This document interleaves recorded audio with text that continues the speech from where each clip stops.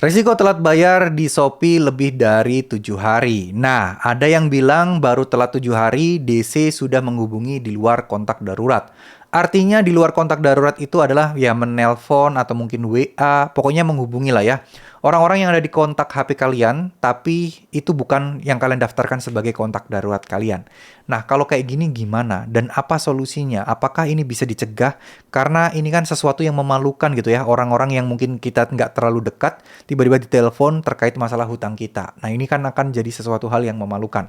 Oke, sebelum lanjut, perlu kalian ketahui bahwa hal ini tuh dilarang keras dan memang ini tuh sudah melanggar aturan. Cuman kita tidak pernah tahu apakah ini dilakukan oleh DC resmi Shopee ataukah orang-orang yang memang iseng pengen menjatuhkan kalian ataukah memang ya itu DC-DC yang memang DC-DC dalam tanda kutip ilegal yang tidak bertanggung jawab yang bisa kita bilang adalah oknum lah ya yang pengen ya pokoknya tugas mereka beres. Kita tahu tugas mereka adalah membuat kalian bisa bayar. Tapi caranya haruslah dengan cara yang baik dan sesuai aturan. Cuman kita tidak bisa menjamin semua orang itu menggunakan cara yang benar untuk mencapai tujuannya. Salah satunya adalah oknum DC Shopee yang mungkin ada yang beberapa teman-teman mengeluh, kok DC Shopee nelpon di luar kondar sih? Nah, itu sering banget kita temui beberapa di kolom komentar, tapi saya yakin itu adalah oknum, di mana Shopee pun juga tidak boleh sebenarnya melakukan hal tersebut, dan saya yakin mereka juga tahu.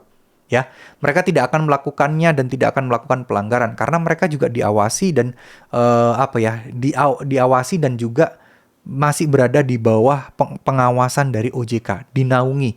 Mereka mendapatkan izin dari OJK untuk beroperasi. Nah, kalau kayak gini melakukan hal seperti itu kan berarti mereka apa ya istilahnya? Ibaratnya mereka itu tidak memenuhi tidak apa ya, bukan tidak memenuhi ya, tidak sesuai aturan gitu loh, melanggar aturan gitu.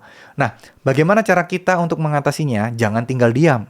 Karena kebiasaan teman-teman itu udah pasrah duluan, kayaknya saya mau laporan juga nggak akan ditangkepin, akhirnya nggak laporan. Jangan tinggal diam, teman-teman harus lawan. Caranya bagaimana? Lapor ke Shopee-nya. Ancam Shopee-nya kalau misalnya ini masih terus dilakukan pelanggaran akan lapor ke OJK. Kalau memang masih belum ada tanggapan atau juga nggak dihentikan, akan bikin surat pembaca. Nah, surat pembaca ini adalah sesuatu hal yang ditakuti dalam tanda kutip oleh perusahaan-perusahaan.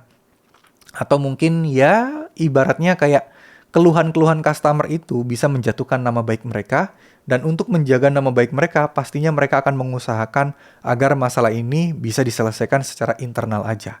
Ya. Jadi jangan tinggal diam, kalau mereka melakukan tindakan-tindakan yang melanggar, teman-teman jangan pasrah. Laporkan, lawan balik. Ya, meskipun bukan berarti lawan balik dengan kekerasan, enggak. Tapi lawan balik ya dengan mengikuti sesuai aturan-aturan yang berlaku.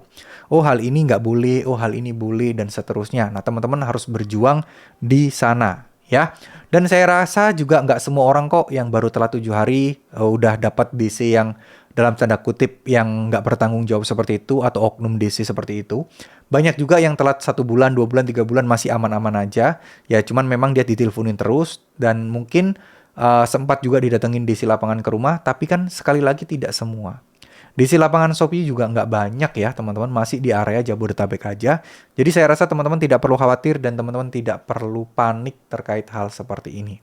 Tetap tenang, kalau kalian menjadi korban hal-hal seperti itu, laporkan, jangan tinggal diam. Tapi kalau kalian ya baru-baru telat, nggak usah terlalu khawatir dan nggak usah terlalu pusing terkait masalah-masalah seperti ini. Oke? Mungkin segitu dulu apa yang bisa saya sampaikan. Mohon maaf jika ada salah-salah kata. Semoga teman-teman sehat-sehat selalu, dilancarkan rezekinya, dan semoga teman-teman bisa terhindar dari masalah pinjaman online atau pay letter seperti ini. Amin amin ya robbal alamin. Wassalamualaikum warahmatullahi wabarakatuh.